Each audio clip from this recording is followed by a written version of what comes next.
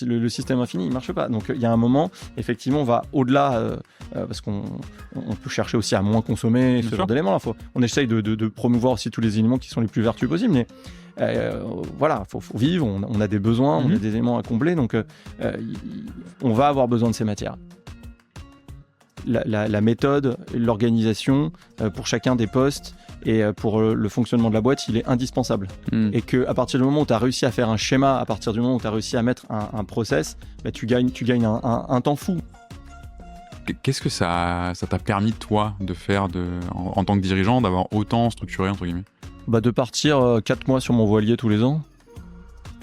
Bienvenue sur Harmony Inside, le podcast du collectif Be Harmoniste qui met en avant les entreprises qui concilient culture entreprise forte et succès business.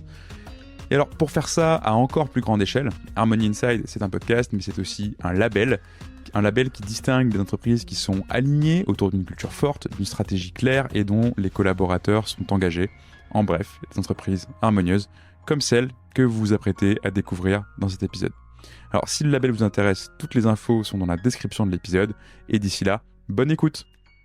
Bonjour Olivier. Bonjour. Écoute, merci beaucoup de m'accueillir. On est chez Inex Circular. Tu vas nous raconter ce que c'est dans un instant. Locaux très sympa, équipe très sympa que j'ai pu rencontrer, qui est juste à côté de nous, que vous entendrez peut-être pendant cet épisode aussi. Donc ça, c'est très très, très cool. Écoute, une des raisons qui fait qu'on se parle aujourd'hui, c'est que tu as rencontré Patrick, que vous connaissez si vous écoutez ce podcast depuis longtemps. Ça fait longtemps qu'il est plus venu au micro. Et il a été très impressionné par un truc chez toi, c'est ton efficacité opérationnelle. Et quand on s'est parlé la première fois, tu m'as dit que vous aviez mis le focus là-dessus, sur l'efficacité opérationnelle dès le départ, dès la création d'Inex Circular. Et typiquement, ça fait s'allumer des voyants dans mon cerveau qui sont ah ouais, mais la doxa entrepreneuriale dans laquelle on baigne depuis une dizaine d'années te dit pas tellement construis des process hyper solides et sois excellent dès le début, mais plutôt va vite et casse des choses, move fast and break things, tu vois, et tu verras plus tard quand tu devras scaler pour faire des vrais process, quoi. Donc, toi, pourquoi tu t'as mis ce focus-là, efficacité, excellence opérationnelle dès le début ? Alors, je pense qu'il y a plusieurs raisons. La première, c'est qu'on avait très peu de moyens et on était sur un sujet très complexe. Donc, l'économie circulaire dans le monde de l'industrie, pour gérer des très très gros volumes, faut réussir à se projeter et il y avait très peu de moyens à l'époque parce que c'était une vision, c'était une vue de l'esprit, c'était de la théorie. Donc, avant de passer à la pratique, il y avait assez peu de personnes qui allaient te financer. Donc nous, on a eu besoin de se rendre compte de quelle offre on allait fournir, comment on allait le faire, et on s'est vite rendu compte qu'il fallait une technologie qui pouvait prédire la quantité, la qualité, le type de déchets que produisait une entreprise sans avoir besoin de l'interroger. Donc tout ça grâce à l'open data, grâce aux données corrélées qu'on allait pouvoir scraper et récupérer sur Internet, traiter et pouvoir dire un tel produit tel type de déchets et il pourrait travailler avec telle entreprise qui va pouvoir le mettre dans sa production. Mais ça demandait en fait énormément de rigueur. Et donc, quand on a commencé à bosser, on est parti du principe que c'était une vision qui allait s'accomplir. On espérait à court terme. Maintenant, on s'est dit c'était plutôt moyen terme, parce que 6 ans sont passés. Mais donc, on avait ça, donc il fallait être super organisé. Donc, il fallait bien connaître les postes qu'on allait recruter. Ouais. Et là, à partir de ce moment-là, comme on avait peu de moyens, on voulait que toutes les personnes qui arrivent chez nous soient très efficaces. Donc, on voulait que quand quelqu'un arrive chez nous, il ait un ordinateur qui soit prêt. Ça paraît être une anecdote, mais le nombre de fois où tu arrives dans une entreprise, tu n'as rien, tu ne sais pas où il est. Et des entreprises beaucoup plus grandes que la tienne. Et des entreprises beaucoup plus grandes. Ouais. Et on voulait qu'ils aient un onboarding, c'est-à-dire qu'ils sachent ce qu'ils allaient faire sur les 2 premières semaines. Et donc, ça nous permettait, nous clarifier, parce que quand tu te poses la question, tu dis, on recrute qui ? On avait cette réponse. Okay. Pour faire quoi ? Et là, à ce moment-là, on avait aussi la réponse. On s'était beaucoup interrogé avec Pierre sur ça. Et là, quand tu as commencé à se poser ces différentes questions, tu dis, OK, mais on lui fait faire quoi, en fait, quand il arrive ? Donc, soit tu prends un moment réflexif, tu notes tout ça, tu le mets dans un outil dédié. Donc, nous, on utilise Slide pour faire ça. Et là, à ce moment-là, tu as gagné du temps parce que tu dis, il va falloir 5 ou 6 personnes comme ça. Donc, ça va pouvoir se reproduire, ça va se faire. En fait, c'est juste un acte de rigueur.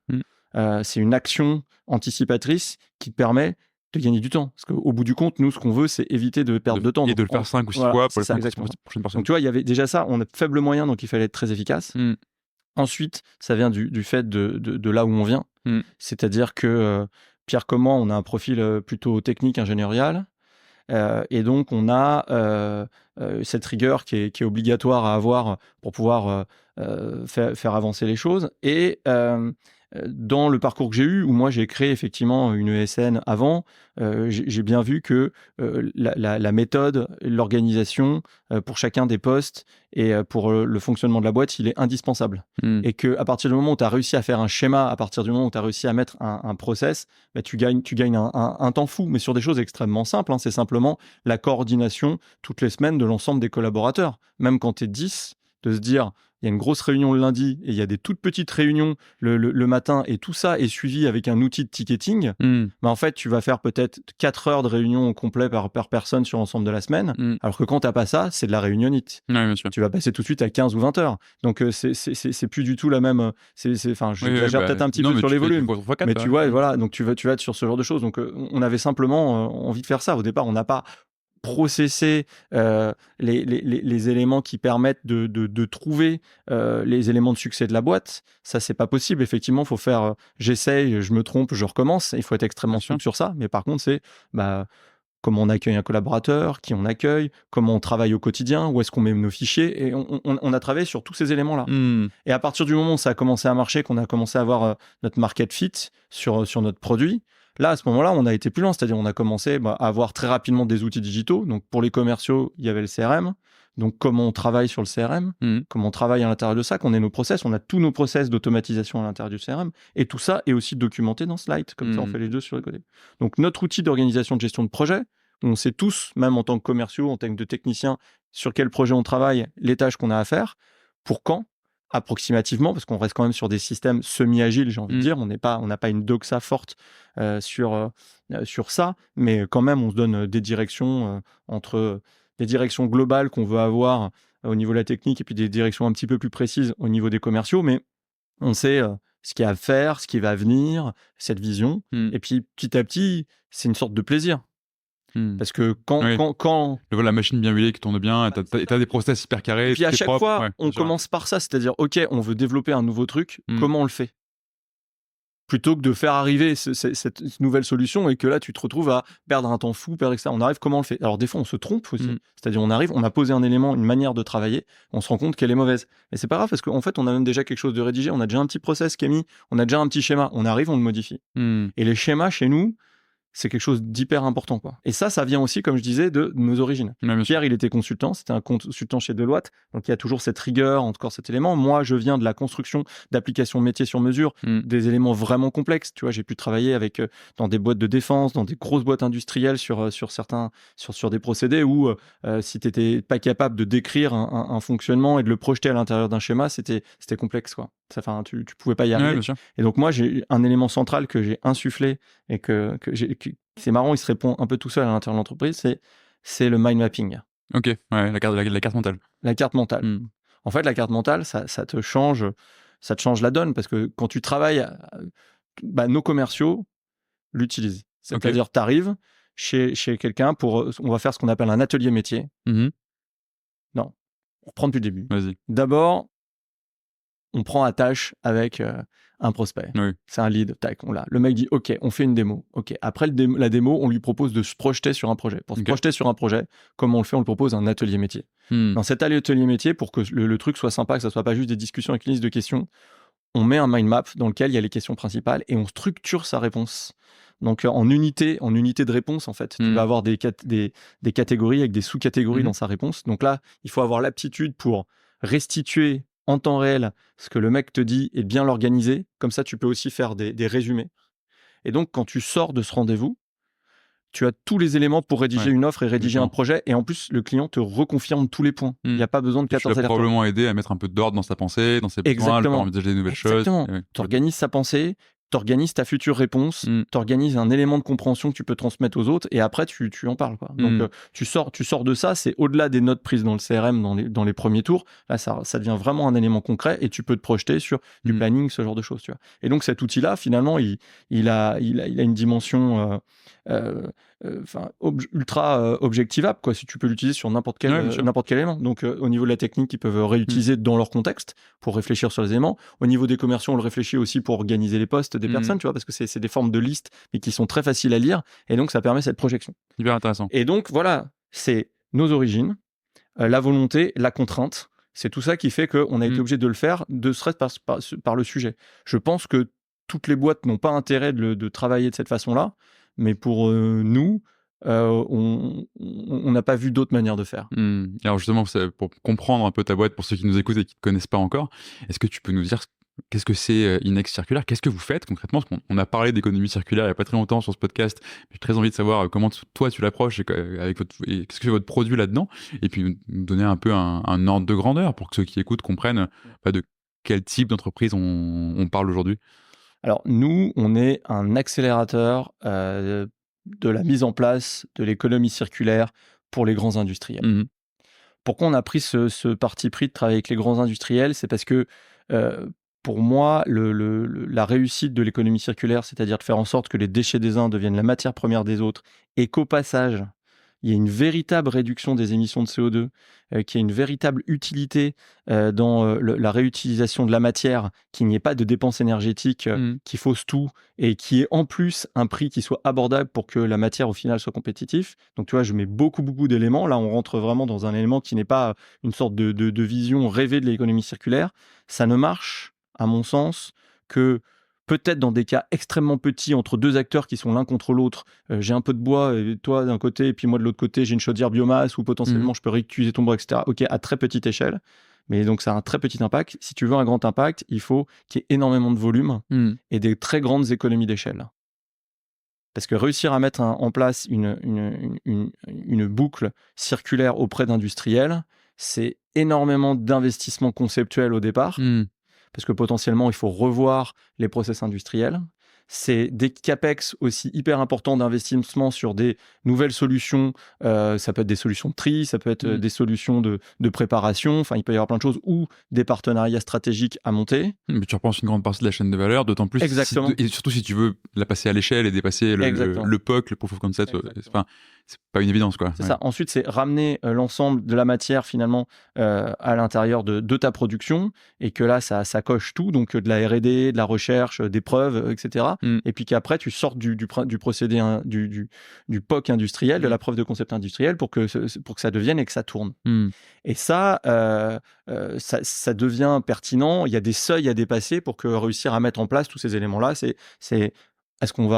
Est-ce que c'est faisable techniquement? Est-ce que c'est rentable en termes d'émissions de CO2? Est-ce que c'est rentable en termes de consommation énergétique? Est-ce que c'est rentable tout simplement sur une place dans le marché?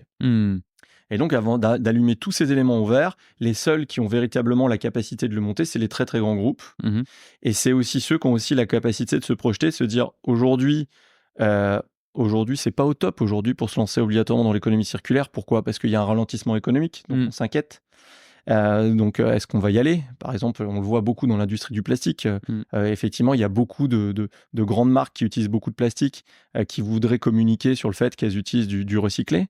Mais le recyclé n'est pas obligatoirement vertueux, comme je le disais, parce que tu peux potentiellement consommer plus d'énergie, faire plus de rejet de CO2, etc. Donc, ils aimeraient bien communiquer, avoir une réalité. Et à côté de ça, ils ne veulent pas obligatoirement payer le surcoût. Non.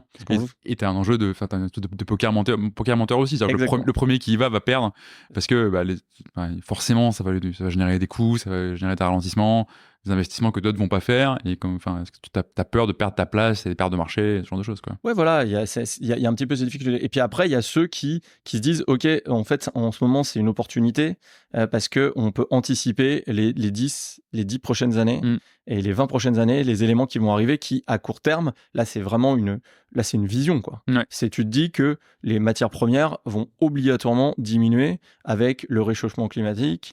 Il va y avoir obligatoirement des tensions parce que si on est une population en croissance et qu'il y a de plus en plus de besoins, il va y obligatoirement avoir des tensions sur les matières. Donc voilà, faut partir de ce présupposé. Si ce présupposé est faux, on l'oubliera. Si jamais effectivement on fait moins d'émissions de CO2 en consommant plus de matière, mais ce qui est mathématiquement impossible. Mais mathématiquement ne marche pas. Et je pense que si on écoute Jean-Claude Jancovici, on n'aura pas. On voit qu'on va pas dans cette direction-là. Infini, pas infini, ça marche pas. Ouais. Voilà, c'est ça. Le système infini, il marche pas. Donc il y a un moment, effectivement, on va au-delà parce qu'on peut chercher aussi à moins consommer ce genre d'éléments. On essaye de promouvoir aussi tous les éléments qui sont les plus vertueux possibles, mais voilà, faut vivre, on a des besoins, on a des éléments à combler, donc on va avoir besoin de ces matières. Et donc ces matières, effectivement, tout ça, c'était de réussir à l'orchestrer sur ce genre d'éléments. Et donc très concrètement, on a 3 grands piliers. Ouais. On va avoir le premier qui nous a vraiment lancé, c'est l'énergie. Ok. Et c'est notamment le biogaz. Ok. On ne s'attendait pas du tout à partir dans cette direction. Hmm. Pas du tout. On ne s'attendait pas à partir dans cette direction parce que pour nous, au départ, en 2018-2019, on s'est dit c'est le plastique. Parce que c'était le grand sujet du moment, on en parlait, toutes ces pollutions plastiques, tous ces éléments-là. Et puis, il faut le dire, en France, même en Europe, il y a quand même une logique de tri, de récupération. Donc, on se disait que potentiellement, on allait pouvoir apporter une vision assez forte. Et puis, en fait, non, pour tout ce que j'ai pu te dire, il n'y a pas assez d'incitation réglementaire, ça apporte pas assez de valeur, etc. Et ce qui est apparu, c'est qu'il y avait un développement très fort de la filière biogaz. Ok. Donc, les premiers à être partis avec nous sur le sujet, ça a été Veolia et Engie sur la thématique du biodéchet. Du biodéchet pour en faire donc du biogaz ou en faire du retour au sol, donc de l'engrais ou de l'alimentation animale. Alors, Engie, c'est uniquement sur le premier segment pour faire du biogaz. Et ça a pris une telle importance que c'est devenu 100% de notre chiffre d'affaires pendant plusieurs années, en fait. C'est déjà pas mal d'avoir ces comptes-là comme premier client. Ah bah après, les autres qui ont déboulé derrière, ça a été Total Energy, ça a été Bell Energia, enfin bref, on a vraiment Evergaz, on a vraiment brassé toute la filière.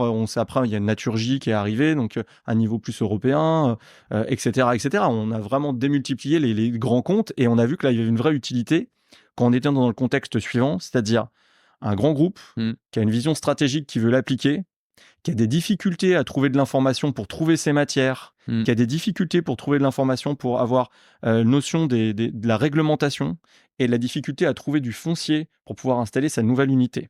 D'accord. Donc, tu as plusieurs milliards à investir et tu as toute cette incertitude sur plusieurs pays, donc à une échelle européenne.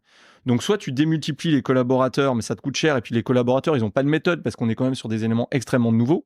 Donc, tu prends des ingénieurs très intelligents, mais qui vont faire plein de jolies feuilles Excel et qui vont commencer à se perdre dans des éléments. Donc là, tu dépenses beaucoup, tu capitalises peu, et puis chacun a un peu sa méthode dans son coin. Ou alors, tu arrives avec notre solution et nos consultants, et d'un seul coup, tu as un système qui va aller scraper de la donnée partout.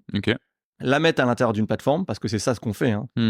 On a une plateforme digitale dans laquelle on va réunir toutes les informations concernant le déchet qu'on nous demande de rechercher.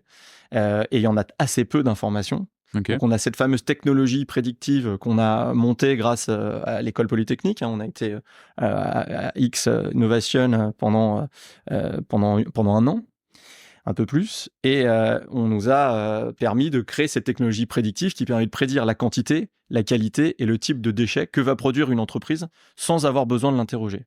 Donc en allant chercher des données corrélées, qui vont être des choses extrêmement simples au départ. Dans quel secteur d'activité je me situe, le nombre de personnes qui bossent pour ma boîte, le type de production, etc. Puis plus on peut avoir de données, plus ça permet de tracer un profil sectoriel, et puis on va comparer ces profils sectoriels, et puis à partir de la comparaison de profils sectoriels, on va comprendre quelles sont les données corrélées qui font le plus varier ces quantités de déchets, ces types, ces qualités, et là on va pouvoir commencer à faire des prédictions. Donc une nouvelle entreprise qui va être ajoutée, qui va avoir le même profil, va avoir un profil de flux, comme on appelle, et à partir de ce profil de flux, on va pouvoir, avec les données corrélées, la projeter et dire telle entreprise à tel endroit, etc. Donc résultat, ça te permet de construire une cartographie du déchet. Hyper simplement, en extrapolant sur la donnée plutôt qu'en allant Il a fallu monter une technologie très compliquée, avec beaucoup de recherche, mais maintenant, ça devient très simple une fois que tu as travaillé sur cet élément qui est systémique, parce que là, tu vois, on peut totalement, elle peut être totalement abstraite. Je parle du biodéchet, mais après, on va parler des terres excavées, on va parler des minéraux, on va parler des plastiques, on va parler de la biomasse. Enfin, on peut aller dans n'importe quelle direction. Le tout, c'est d'avoir le marché qui a envie de suivre et d'aller dans cette direction. Donc, ce premier marché, ce premier pilier qui est le biogaz, nous a permis effectivement d'identifier où sont les gisements.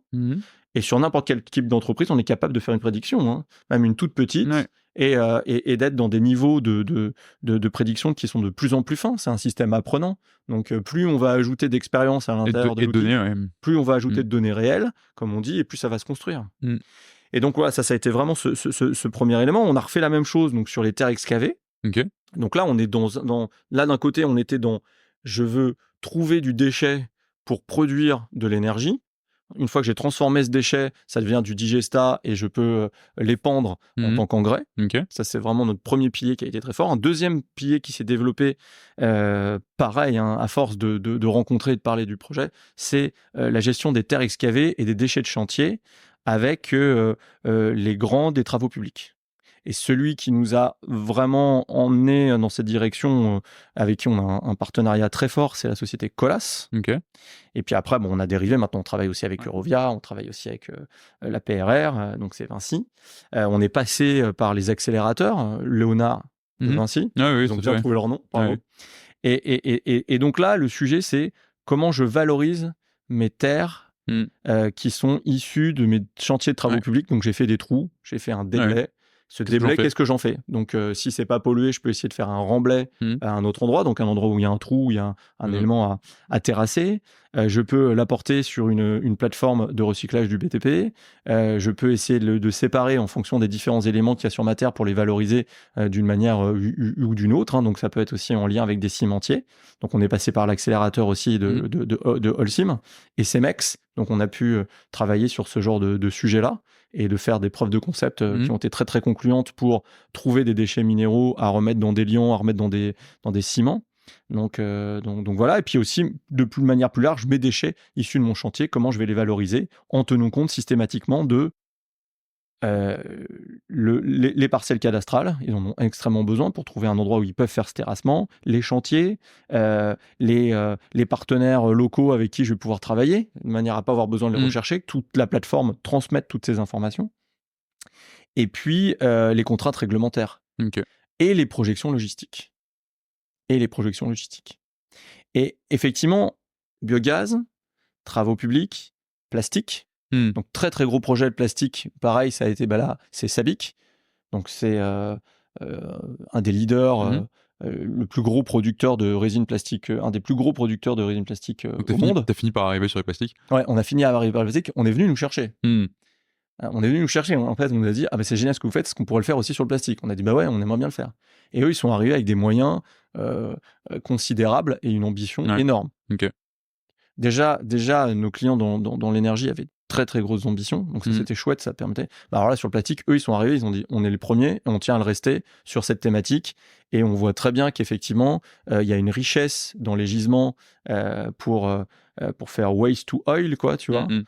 C'est hyper intéressant, on va pouvoir recréer des résines, on a pour objectif de mettre 30% de résine recyclée dans certains types de résines, et on veut en produire 1 million de tonnes d'ici 2030.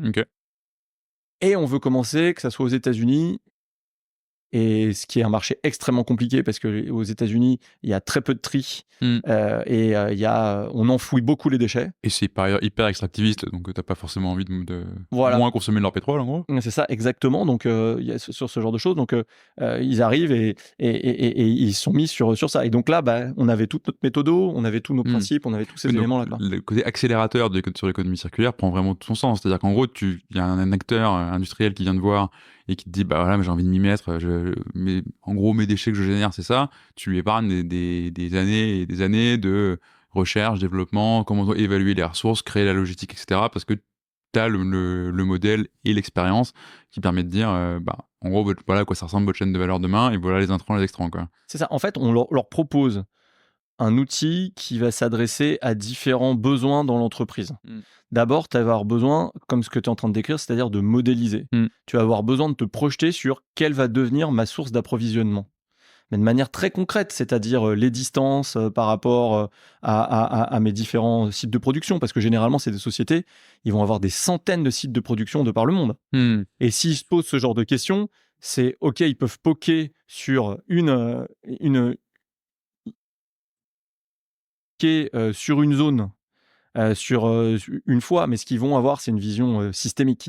Ils veulent absolument couvrir toutes leurs usines. Donc, ils ont besoin d'une méthodologie qui soit unifiée pour pas que chacun fasse son truc en même temps, et puis ils ont besoin de personnes qui connaissent, qui a déjà fait ça. Donc, nous, on arrive avec l'outil qui va aller chercher toutes les données. Parce que c'est complexe à aller chercher comme données, qui va faire toutes les projections.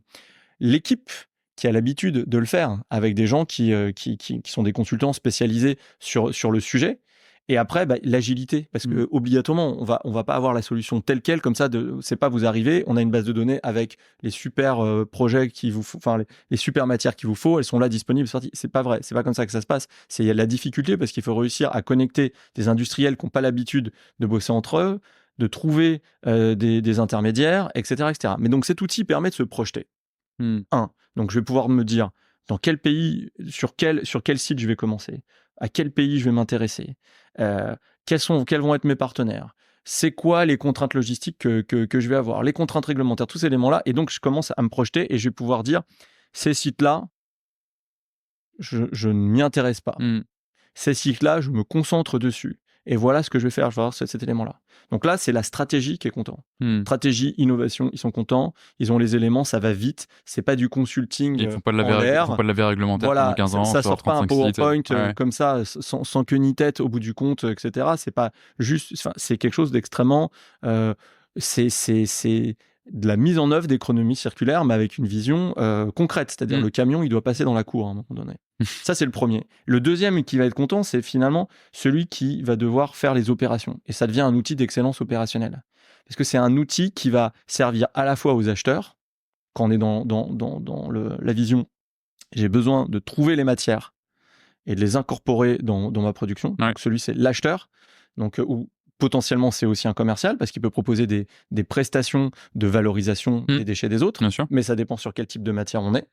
Voilà, parce qu'il y en a certaines qui ont de la valeur, d'autres qui n'en ont pas ou qui peuvent rapporter de l'argent. Ça dépend. Donc, il faut être assez souple. Mais grosso modo, on digitalise les achats sur cette thématique de la matière. Donc, tu vois où est la matière et globalement combien elle coûte, quoi. Voilà, où elle est, qui sont les acteurs, je les ai tous. Et surtout, c'est quand j'ai ces éléments-là, je suis pas perdu dans une feuille Excel que non, j'ai un outil qui me fait voir de la carto, qui me fait voir des listes, et je mets des indicateurs sur qu'est-ce que je suis en train de faire avec cet acteur. Et à ce moment-là, ça se connecte sur mon CRM, Salesforce, HubSpot, Pipedrive. Et quand j'identifie un acteur qui est intéressant, ça va me créer les actions qu'il faut dans le CRM. Ça doit envoyer une série de 5 mails sur telle thématique à tel acteur, ça se fait tout seul. Ça va me créer automatiquement l'entreprise de manière très basique. Ça va me créer automatiquement le contact parce qu'on va chercher les mails, les numéros de téléphone, le maximum qu'on peut trouver sur la personne à joindre à l'intérieur de l'entreprise. Et donc, tous ces éléments-là qui généralement demandent un effort et qui ne sont pas obligatoirement faits ou bien faits, ça lance. Et résultat, le CRM, pour les personnes qui pilotent, ça devient un plaisir parce que il y a tous les éléments qui sont rentrés. Ça crée les transactions sur les différentes étapes. Enfin, voilà, ça a pensé tout ça.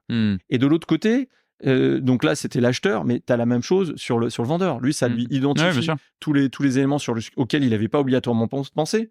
On est bien souvent des clients qui connaissent 80% de notre marché, on veut trouver les 20% restants. Et ça devient complexe. Là, avec ce genre d'éléments, ça te ressort tout. Tu peux synchroniser tes propres données à l'intérieur, que ce soit en tant qu'acheteur ou en tant que commercial. Donc, tu vois tous les éléments qui sont synchronisés avec ton CRM ou ton ERP quand tu en as besoin. Et donc, quand tu arrives, tu as toute ta donnée qui est préanalysée, qui est mise en relief. Et donc, tu fais pas de doublons et c'est très intéressant. Ouais, donc, effectivement, tu viens apporter un paquet de visibilité et mettre un paquet d'huile dans les rouages. Ouais. C'est ça. En fait, on est là, bien souvent, on fait une sorte de coup double. C'est-à-dire que on vient les aider sur une thématique qui est soit leur présent, soit leur futur en termes de sourcing de matière. Et en même temps, on met de l'huile, voire on met un gros coup de pied ou une grosse accélération sur les parties plus traditionnelles, qui est la digitalisation du process d'achat et la digitalisation des ventes, qui souvent a été tentée ou a été à peu près mis en place en disant on a mis en place un CRM. Mais souvent, il est très, très, très, très sous-exploité. Nous, on a un injecteur dans le CRM et un déclencheur. Sauf que c'est fait avec une ergonomie tellement simple et agréable qu'il est vraiment utilisé. Tu vois, toutes les actions manuelles qui seraient de créer une fiche, de déclencher une séquence, de mettre la transaction au bon endroit, de faire le reporting, en fait, boum, boum, boum, nous, ça l'injecte. Voilà, c'est comme ça que ça marche. Donc ils nous voient différemment. C'est-à-dire, ils nous disent, on va créer du business autour de ça et potentiellement, on accélère aussi le business déjà existant. Voilà. Et c'est en ça où ça nous pousse. C'est-à-dire, on est vu à la fois comme cet élément on apporte cette innovation, on est autour de l'économie circulaire et le côté growth au fait. Oui, bien sûr. Ouais, je vois très bien. C'est passionnant et j'aime beaucoup. Enfin, on parlait d'excellence opérationnelle au début, et donc je le vois en miroir, ce que tu as mis en interne et ce que tu amènes à tes clients. C'est passionnant et c'est extrêmement réfléchi, processé et technique.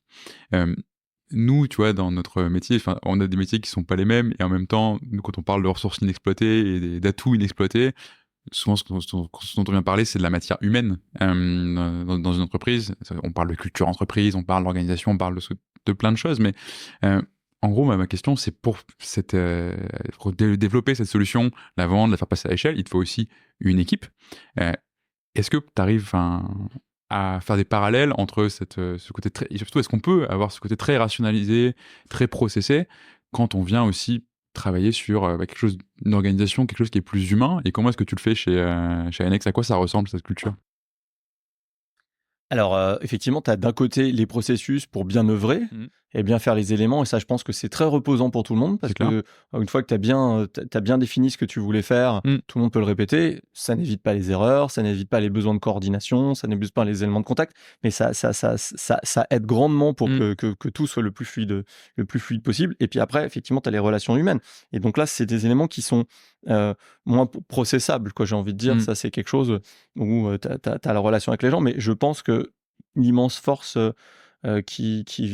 qu'on a, et que c'est très bien exploité en associé, c'est de bien savoir recruter. C'est-à-dire que je trouve que tous les gens qu'on a recrutés, c'est des gens avec qui on peut partir en week-end. Ouais. On fait des séminaires qui sont assez longs, de 3-4 jours. Ça va. On va tous sur un bateau, parce que moi, c'est ma passion, je suis un voileux. Et donc, j'essaye d'emmener un maximum de monde sur Est-ce qu'à l'entretien, tu leur demandes s'ils ont mal de mer ou Non, on le découvre après. Mais pour le moment, on a de la chance. Je me rappelle pas de cas de mal de mer. Ça va, ça s'est bien passé. T'as pas encore les stocks de mer calme. C'est ça. Ça a géré. Et donc, on met tout le monde sur un bateau, et franchement, on n'a jamais eu de problème, en fait. Okay. Ça, je trouve que c'est hyper révélateur, parce qu'il n'y a rien de mieux qu'un bateau en huis clos, avec potentiellement un peu de tension, un peu de vagues, un peu de vent, etc., pour vite te rendre compte de ce qui se passe. Et donc, il y a un élément hyper important qu'on recrute, c'est on a besoin de se sentir vraiment bien avec les gens qui arrivent, et qu'on ait envie d'en découvrir plus. On aime bien les personnalités. Et donc, ils ont tous une personnalité très affirmée et sympa, quoi. Ouais, c'est des gens avec qui tu as envie d'aller boire un verre, avec qui tu as envie de passer du temps. Je pense que ça, c'est la base. Bon, voilà, aujourd'hui, on est petit, peut-être qu'à terme, ça sera plus compliqué, mais je pense, on est 20. Okay. On va 20 parce que ce qui commence déjà à être une taille suffisante pour avoir des sujets d'organisation, de relations interpersonnelles, d'informations qui se perdent. On a quand même déjà une grande division qui est, d'un côté, il va y avoir les commerciaux, les CSM, les Customer Success Managers, et puis de l'autre côté, l'équipe technique. Donc en fait, ça fait quand même 2 blocs, même s'il y a vraiment des passerelles. On essaie de faire un maximum de passerelles, mais bon, ça reste quand même 2 éléments qui sont subdivisés. Donc ça subdivise déjà le nombre. Donc ça serait deux équipes à l'intérieur d'une entreprise, quoi, j'ai envie de dire. Donc c'est encore une échelle où tu peux connaître tout le monde, où tu peux avoir tous les éléments. C'est effectivement, il faudra revenir me voir dans un an pour que je te dise voilà comment ça a évolué. Mais je pense que dans tous les cas, on a vraiment envie de garder cet ADN, c'est-à-dire il faut partager les valeurs autour de l'économie circulaire. Ouais. Si on n'a pas fait de finance, ça montre quand même la direction qu'on a envie d'avoir. Si on veut œuvrer pour le bien commun, ça part de ça. C'est diminuer les contraintes sur les matières premières, c'est diminuer le CO2, c'est protéger la planète. Par extension, ça devient ça. Donc, si tu partages pas cet idéal, c'est difficile de venir travailler avec nous. Et puis, on va vite le ressentir. Donc, ça va pas le faire. Donc, il y a ça. Et puis après, il y a un côté purement humain et sympathie qui est hyper important, quoi. Oui, puis ce qui est intéressant là-dedans aussi, tu vois, quand on parle de culture, tu parles de voile et de bateau, ça me fait penser à un autre invité que j'ai eu sur ce podcast, qui était l'amiral Olivier Lajoux, qui était un amiral de la marine, commandant de navires de guerre, etc., et qui me disait qu'en gros, sur les bateaux, t'as pas forcément le temps de faire des procédures sur tout, et qu'ils ont en gros ce qu'ils appellent, ils ont les valeurs de la marine, etc., puis ils ont ce qu'ils appellent l'esprit d'équipage, qui ont en gros les principes que chaque marin connaît et qui fait qu'il sait se comporter de manière autonome et réagir, peu importe la situation. Ça, c'est des choses sur lesquelles tu as réfléchi, ou des choses qui existent spontanément dans ton Tu viens de me faire réaliser que j'adore déjà l'expression, l'esprit d'équipage, parce que franchement, ça dirait bien, ouais. Franchement, ça nous convient vraiment bien. J'ai vraiment l'impression que c'est ça. Je le réalise là en direct, mais oui, c'est ça. C'est-à-dire que les personnes qu'on laisse rentrer, ils ont déjà un très bon niveau sur la tâche qu'on leur demande d'accomplir. On cherche toujours ça. On s'est rarement trompé. Vraiment, il y a eu très, très peu de collaborateurs avec qui on a eu une mauvaise surprise, mais c'est parce qu'on fait passer des tests. Mais je vais te demander, il suffit pas qu'ils soient sympas pour aller au resto avec. Non. En fait, on commence par c'est quoi ton niveau, soit technique, soit commercial, sur ce genre d'éléments-là. Et donc, on fait passer des tests. Il y a plusieurs entretiens, il y a des allers-retours. On est plusieurs à prendre une décision de recrutement. Et une fois qu'on a dépassé ça, effectivement, c'est est-ce qu'il y a cet esprit d'équipage? Est-ce qu'on le ressent? Est-ce qu'on sent que ça va bien le faire? Et il y a une ambiance qui est assez bonne. Là, tu vois, par exemple, hier, avant-hier, on a fait un hackathon. Ok. Et donc, il y a eu 3 équipes. Chaque équipe a planché sur un sujet. Alors, on avait toute une liste de sujets, on les a laissés choisir des sujets et tout. Et ça a été hyper intéressant parce qu'on avait une vision avec Pierre, c'était de se dire, bon, voilà, on sera là pour les aider, pour les faire avancer sur le hackathon, si jamais ils bloquent un petit peu. Ils nous ont vite remerciés en nous disant, ça va, on se débrouille, ça va, tranquille, hein, on a compris, et en plus, ça nous plaît. Il y a eu un engouement, donc ils ont fait un truc, et ils nous ont sorti des trucs. Moi, je m'attendais en fait à des restitutions de choses qui pouvaient être un peu... boring, tu vois, c'est un peu Alors, pesant. Faut leur faire confiance. Non, mais c'est pas que je leur fais pas confiance, c'est qu'on savait pas trop, tu vois, c'était la première fois qu'on faisait ça, etc. Ils nous ont sorti des trucs, mais c'était dingue, quoi. C'est au bout du compte, il y avait un groupe qui a raconté une histoire avec un personnage qui s'appelait Bob, ça racontait toute une histoire, c'était dingue. Il y a un autre groupe qui a fait une chanson avec une intelligence artificielle qui résumait ça, tout son ça marche très très bien. C'était dingue. Il y en a d'autres qui ont proposé des interfaces. On était là, on a fait, mais attends, et en 4 heures. Ah oui, c'est très peu de temps. On s'est dit, mais c'est incroyable. Enfin, tu vois ce que je veux dire. Et donc, ça, je pense que ça montre effectivement que il y a un équipage, quoi. Il y a un bon équipage. Et ça fait hyper plaisir. C'est-à-dire que quand il y a des gens qui te font naître comme ça quelque chose, tu t'y attendais pas, ça donne des idées, mais c'est des idées qu'on va structurer et on va voir comment les appliquer. Voilà, c'est vraiment très chouette. Et donc après, voilà, on a eu une soirée, on a pu aller au resto, on a eu ces genres des moments-là. Moi, je pars assez tôt parce que je suis le plus âgé de l'entreprise. Et j'ai un ado qui m'attend à la maison, ce genre de choses. Mais je sais qu'ils ont fini à pas d'heure et je veux même pas savoir. Ok, très bien. Ils sont quand même à peu près tous là aujourd'hui. Ouais, aujourd'hui, mais hier, c'était un petit peu plus... un peu plus dur, un petit peu plus dur, mais tant mieux. En fait, il faut des moments comme ça. C'était génial et ils s'amusent aussi de manière autonome. On a des jeux, on a des trucs comme ça, mais c'est pas imposé. C'est vraiment, c'est chouette. Donc j'aime beaucoup l'esprit d'équipage. Ah ouais, l'esprit d'équipage, j'aime beaucoup. Eh ben écoute, on en reparlera si tu veux. Rencontrons l'amiral. Je te ferai écouter ça avec plaisir. Et pour revenir sur cet aspect process dont tu as un peu parlé au début, tu dis on voulait que les gens aient un onboarding, etc. Aujourd'hui, quand tu regardes d'un point de vue RH, les gens parlent d'expérience collaborateur. Et nous, une grande partie de nos accompagnements, c'est de se dire, c'est bien, il faut avoir une culture claire, des valeurs claires, etc. Puis derrière, il faut la faire vivre, en fait. Et là, il faut avoir des process qui sont très clairs et des pratiques en interne qui fonctionnent, quoi. L'ennemi absolu étant ce pauvre stagiaire qui arrive son premier jour et qui sait pas où s'asseoir, avec qui manger, son ordinateur il l'aura dans 3 jours, etc., etc.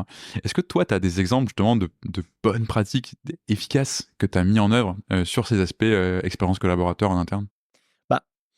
Je pense que d'arriver à minima à avoir l'ordinateur qui est prêt avec tous les éléments son compte personnalisé, déjà, ça fait plaisir aux collaborateurs. Il arrive, il est attendu, salut Stéphanie, bienvenue. On n'a pas de Stéphanie ici, mais c'est pour donner un exemple. Pas encore.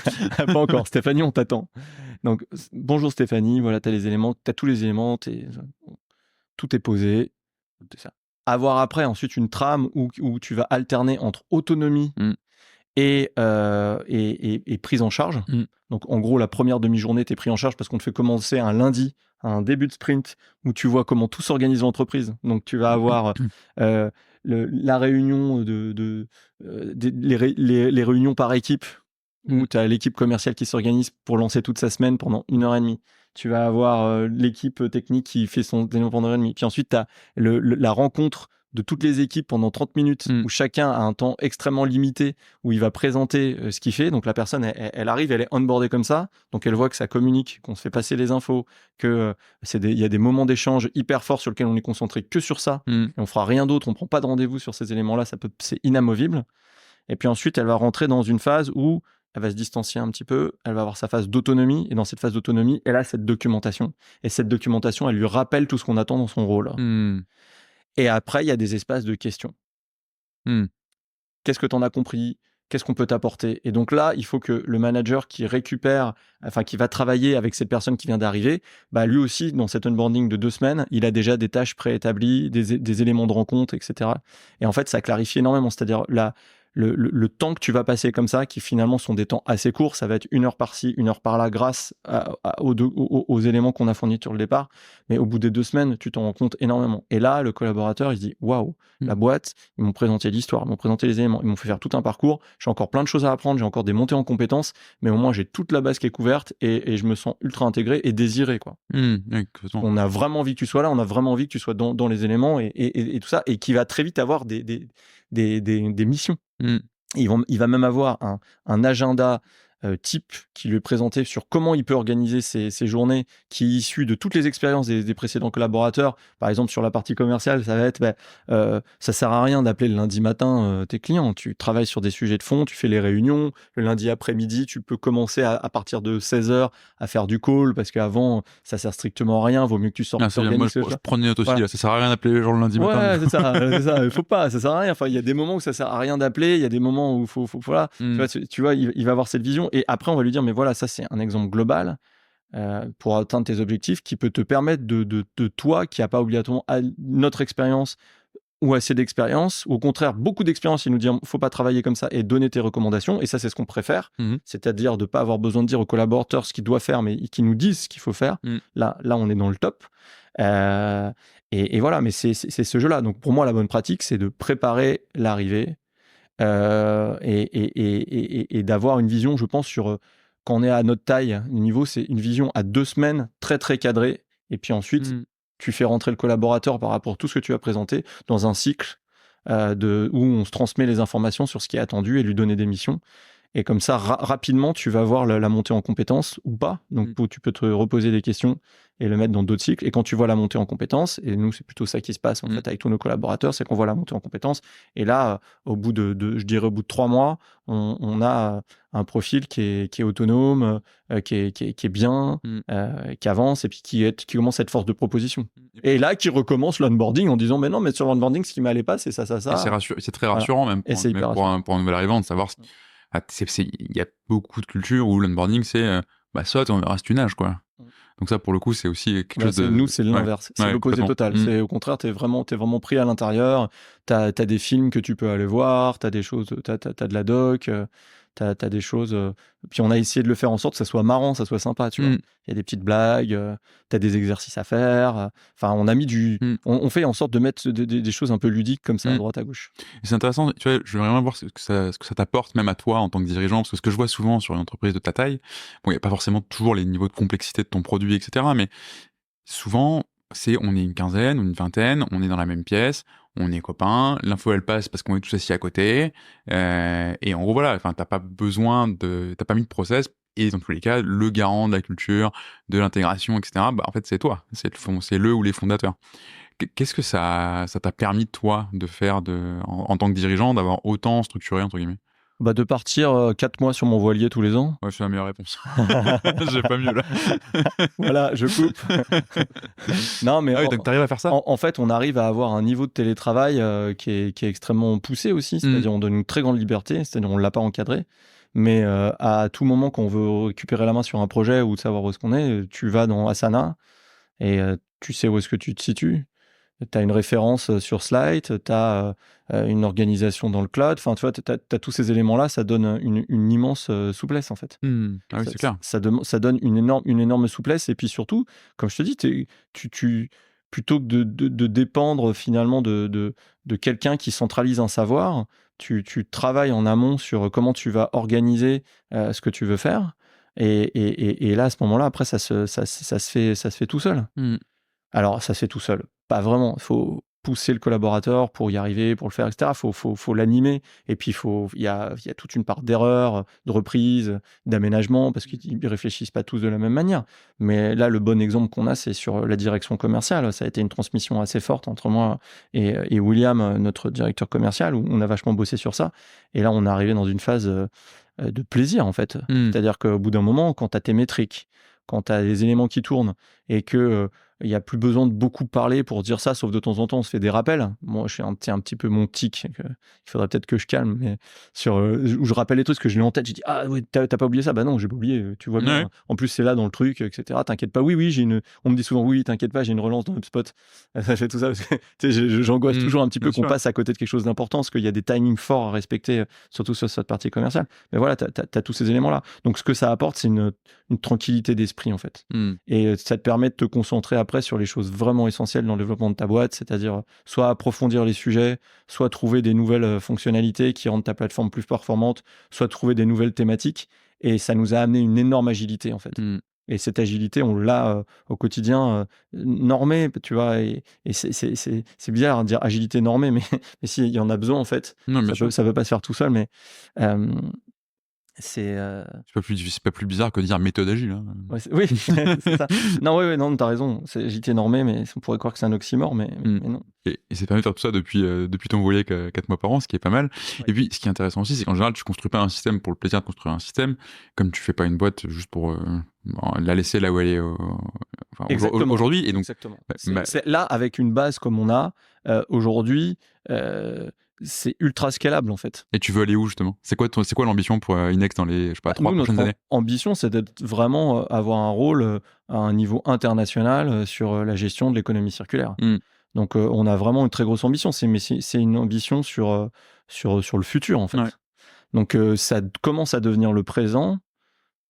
Disons que c'est le futur proche, je dirais, l'économie circulaire, avec ce que je disais au départ, en disant que les marchés ont un peu peur sur certains éléments, ça démarre pas, mais tout le monde comprend bien que c'est la suite qui va arriver, parce que indirectement, il y a aussi l'énergie, tu vois, je parle beaucoup de matière, mais il y a aussi l'énergie qui est en lien avec tout ça. Et donc, l'ambition, c'est de pouvoir coordonner ces flux de matière secondaire, ces flux de déchets, ces flux biosourcés, pour en faire une matière première qui devienne l'élément principal dans la composition des matières et de l'énergie. Donc c'est ultra ambitieux et maintenant, ce qu'on va avoir besoin pour aller vers cette ambition, c'est que maintenant qu'on va avoir passé ce cap on a fait nos preuves de concept auprès de très grands groupes, parce que ce qui est génial, c'est qu'on aligne quand même les noms des très grands groupes industriels. On est passé d'une phase il a fallu plusieurs années de recherche, de mise en place, de market fit, à on fait des preuves de concept, à maintenant on signe des contrats cadres. Et donc là, ça y est, on va commencer à avoir des indicateurs qui vont pouvoir nous dire on peut devenir beaucoup plus gros et on peut accélérer. Donc, il y a ce sujet de passer à l'échelle à la fois pour tes clients et pour ton entreprise, et donc j'imagine aussi pour ton équipe. Et typiquement, une des raisons, pour revenir à ce que je disais au début, sur lesquelles parfois on a vu dans une certaine manière d'entreprendre la volonté de ne pas avoir des process trop structurés et trop rigides dès le début, c'est qu'à la première croissance, il y a tout qui pète. Toi, comment est-ce que tu vois ton système, et donc du coup, par ailleurs, ta culture aussi, évoluer et tenir le choc de cette croissance et de ce passage à l'échelle? C'est effectivement quelque chose qui est pas très inquiétant, parce que t'es un des seuls que je connais qui s'inquiète pas de ça. Non, en fait, on n'est pas très, très inquiet, parce que déjà, on est la base de tout le service qu'on rend, que ça soit la plateforme, le conseil outillé grâce à cette plateforme, et la traçabilité, parce que c'est aussi un de nos piliers. Tout est lié autour d'un socle digital. Donc, bien souvent, par exemple, si on travaille avec des entreprises qui ont la même thématique, c'est quasiment la même chose. Même si on personnalise les éléments, c'est ultra réutilisable. Donc, on a fait les efforts, en fait, sur beaucoup d'éléments. Les nouveaux efforts qu'il nous reste à faire, c'est ouvrir des pays qu'on ne connaîtrait pas. Bon, là, on a travaillé avec un client qui nous a fait travailler dans 65 pays. Mais si on nous avait donné ça au début, on n'y serait pas arrivé. Mais aujourd'hui, avec toute la progression qu'il y a pu avoir autour de la plateforme, la capacité de déploiement et l'affinage qu'on est arrivé à faire, ça s'est fait de manière... il n'a pas fallu chômer. Enfin, il a fallu se donner, quoi, tu vois. Mais c'était faisable, tu vois. Donc, en fait, on voit que plus on avance et plus on est réfléchi à cette scalabilité, ne serait-ce que pour nous, pour répondre ne serait-ce qu'aux besoins qu'on a déjà, qui sont immédiats. Donc, on avance, on recrute pas plus de collaborateurs, mais on traite plus de clients. Donc, t'es vraiment donc presque à cet la élément. Donc, en fait, sur le point de vue technique, Ouais. on l'aura pas. Après, sur le point de vue humain, parce que c'est toujours l'élément à mettre en l'autre, c'est peut-être là où on aura plus de difficultés, parce qu'on sait que très bien que dès que tu dépasses le seuil des 25, tu vas commencer à avoir des groupes multiples qui vont se composer, etc. C'est ce genre de choses-là où l'équipage va falloir organiser les bordées, va falloir organiser l'écart, va falloir être sur un autre élément. Si on doit s'inquiéter, je pense que c'est plutôt sur ça, plutôt que sur le produit et la méthodologie pour faire grossir en équipe. Parce qu'on est capable de ramifier, on est capable de créer des strates assez forts. Ne serait-ce que sur la partie commerciale ou même sur la partie produit, ça serait déjà subdivisé par vertical. Et donc justement sur cette partie humain, cet esprit d'équipage, comment est-ce que quels sont les éléments qui doivent perdurer pour toi, qui sont pas négociables, et comment est-ce que tu vas faire en sorte qu'ils restent et qu'ils perdurent avec un équipage qui demain sera peut-être de 40, 50, et je te souhaite une taille immense et un équipage de porte-avions. Mais voilà, comment est-ce qu'on le fait perdurer? Un Charles de Gaulle. Exactement. Déjà, c'est systématiquement recruter des personnes concernées par l'environnement. Je pense que c'est vraiment la base. Parce que ça te fait tout de suite partager certaines valeurs humaines liées à ça. Souvent, c'est des personnes qui aiment la nature. Donc, moi, j'adore la voile. J'adore aussi la marche en montagne. Tu vois, c'est les deux éléments. Donc, on est tous à apprécier ça, tu vois, de manière différente. Chacun a sa manière de l'approcher, mais il y a ce côté j'aime la nature, j'aime l'environnement. Donc, ça te positionne déjà sur un certain type de personne. Et donc, c'est une des bases qu'il faudra avoir. Ensuite, il y a ces notions d'excellence. Donc, c'est vrai qu'on recrute beaucoup de gens qui ont fait des grandes écoles ou qui sont passés par des classes prépa, par des cursus élitistes, je dirais. Et donc, ça aussi, ça montre que c'est des gens qui sont structurés, c'est des gens qui sont prêts à travailler fort sur un sujet qui aujourd'hui n'est pas un sujet. Enfin, ils auraient très bien pu aller dans la finance, ils auraient très bien pu aller dans l'intelligence artificielle, dans des grands groupes américains, des réseaux sociaux, avec des salaires à 1 million des d'euros. salaires énormes, mais ils sont là. Et ils ont tout à fait le niveau pour faire l'autre aussi. Donc, c'est quand même un parti pris visionnaire, je pense, sur le fait qu'on peut devenir on peut arriver à un niveau industriel demain qui sera vraiment énorme. Et ils ont réussi leur pari, je dirais, en termes de carrière, mais aussi sur tout ce qu'ils peuvent apporter au bien commun. Bien sûr. Tu vois. Et je pense qu'il y a que par là, ça passera par les valeurs et la capacité à les transmettre et à les identifier quand tu recrutes. Exactement. On fera des erreurs, c'est sûr et certain, mais au moins on essaiera d'affirmer toujours cette direction. Et pour le coup, comme le reste, tu peux te dérisquer, tu peux le processer, tu peux le formaliser, etc. Voilà, on trouvera le maximum, même si, voilà, après, il y a toujours le petit côté magique, le petit feeling qui fait que ça va passer ou ça va pas passer, quoi. Bien sûr.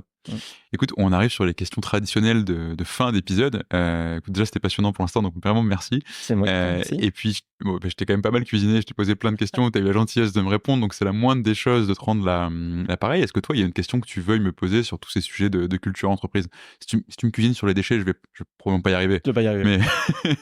non, mais oui, qu'est-ce que tu conseillerais justement à une start-up qui va commencer son scale, d'anticiper sur l'aspect humain pour ne pas se planter, autant que tous les process qu'on puisse avoir, etc., sur cette petite partie qui est toujours un petit peu irrationnelle ou qui est plus difficile à capter, parce que les tempéraments, les comportements, le manière de faire, tu peux en anticiper un peu en entretien, mais tu peux l'anticiper pendant la période d'essai, mais nous, notre objectif, c'est que les périodes d'essai soient symboliques, parce qu'on n'a pas les reins ni même l'envie, vu l'investissement qu'on met dans la formation au départ, d'avoir des personnes qui passent, qu'on essaye de les identifier. Donc, qu'est-ce qu'il faudrait c'est quoi nos warnings, c'est quoi les éléments sur lesquels il faut qu'on fasse attention pour que notre scale et notre passage de 22 à 50 se passe bien? Bah écoute, merci pour cette question que j'adore. En fait, spontanément, tu vois,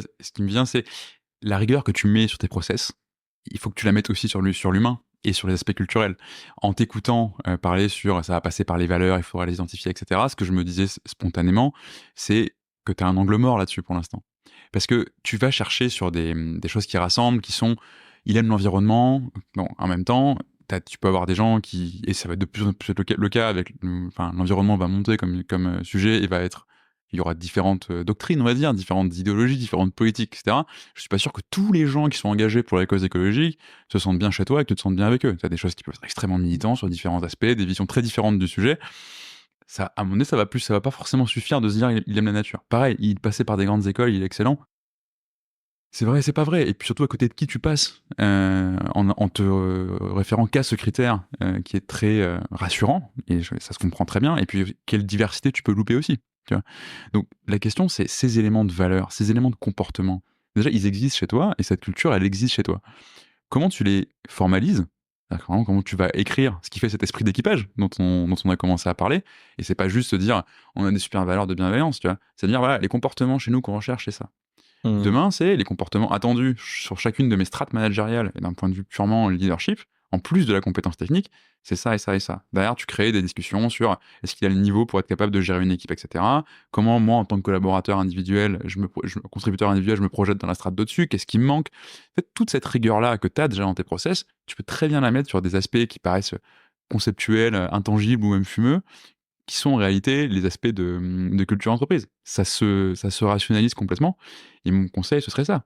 Et ça te permettra autre chose derrière, qui va être de valoriser le potentiel que tu as en interne, et la ressource inexploitée que tu as en interne, qui est justement toute cette équipe, la mission que tu as, pourquoi tu fais les choses, comment on fait les choses, et ce qui va me permettre de me dire demain, le jour où tu as un concurrent qui fait ce que tu fais peut-être, de dire, en fait, c'est chez eux que j'ai envie de bosser, parce que non seulement leur produit il est incroyable, mais l'ambiance que je vais trouver, elle est incroyable. Et je me reconnais dedans. C'est mes valeurs, c'est la manière dont j'aime travailler, c'est une mission qui m'inspire, et tout ça, c'est expliqué en termes très clairs, c'est accessible à l'extérieur, et peut-être même que justement, pour tes clients, etc., ça te donnera aussi un crédit en plus, tu vois. C'est un asset sur lequel tu es assis, qui est très normalement en train de se développer au stade où tu en es, et que sur lequel tu as tout intérêt à capitaliser, à formaliser, à diffuser, et ensuite, c'est un levier monstrueux derrière pour construire toute ton organisation et les process qui vont avec. Et tous ces process-là, ils seront cohérents entre eux et ça peut t'éviter de tomber sur l'aspect people, sur ce qu'on voit surtout. Souvent, c'est un empilement d'initiatives et de process, mais qui se répondent pas. Et en fait, là, quand tu grandis, tu commences à créer des systèmes incohérents et c'est très, très compliqué, quoi. Donc voilà pour la réponse à la question. Merci, Bah, écoute, mais c'est inspirant et ouais, on va mettre ça en œuvre. Bah écoute, quand tu veux, et puis on s'en reparlera avec plaisir si tu veux. Et du coup, j'ai une dernière question pour toi. C'est toujours le conseil que je demande à mes invités sur ce podcast. Toi, qu'est-ce que ce serait le conseil que tu aurais pour un autre dirigeant, peut-être quelqu'un qui est un peu moins avancé que toi ou au même stade que toi, pour lui aussi faire de sa culture, faire de ces processus-là, faire de tout cet aspect interne un vrai levier de développement pour son entreprise? Je dirais que quoi que tu veuilles mettre en place, modélise-le avant, Hmm. avec des outils extrêmement simples et à la vitesse de l'éclair. Donc, tourne-toi vers le mind mapping pour poser tes idées. Hmm. Tourne-toi vers des outils draw.io ou des choses très simples pour construire un schéma. Comme ça, tu peux modéliser l'élément, tu peux le montrer rapidement à quelqu'un.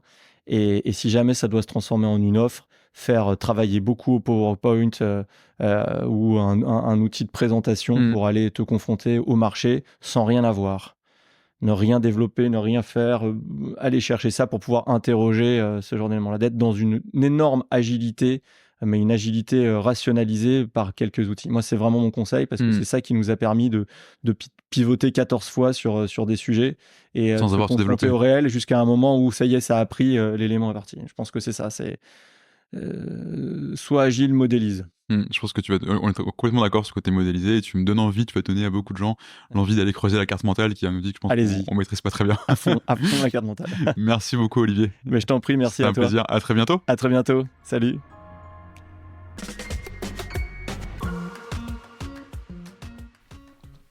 Merci d'avoir écouté cet épisode jusqu'au bout. Si vous êtes là, c'est sans doute que ça vous a plu. Si vous voulez nous aider, n'hésitez pas à partager cet épisode à votre boss, à votre ami qui veut monter une startup depuis toujours, ou à toute personne qui pourrait être intéressée par la culture entreprise. Vous pouvez aussi vous abonner sur Apple Podcasts, Spotify ou toute bonne application de podcast. Et vous pouvez également nous laisser un avis 5 étoiles de préférence sur Apple Podcasts.